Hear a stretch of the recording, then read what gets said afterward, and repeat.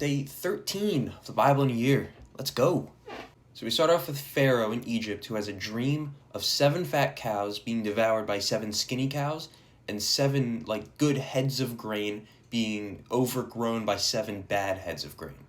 And no one can interpret the dream. Everyone's like, what the heck is going on?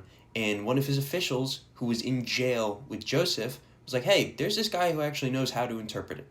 So Joseph comes to the palace and is presented before Pharaoh and is like, this is what it means. You will have 7 years of abundance and then 7 years of the harshest famine ever. And because when he interpreted dreams before both came to fruition, the Pharaoh trusts him and says, you have God's favor, you're in charge of the preparations. So Joseph spends the next 7 years pretty much in charge of Egypt. Then the widespread famine hits. It's not just Egypt, it's all the surrounding lands, including where Jacob's brothers live. So they journey to Egypt because they actually have food that you can buy, and they bow down to Joseph, not realizing it's him, saying, we need food, we are desperate. And this actually fulfills the dream he had of his brothers bowing down to him.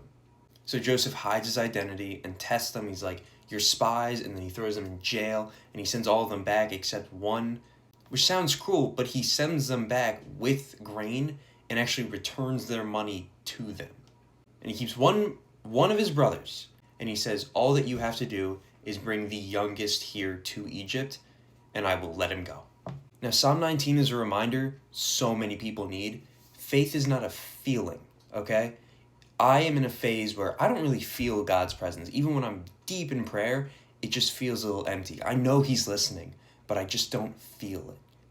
And if you go off a feeling, that's not a relationship.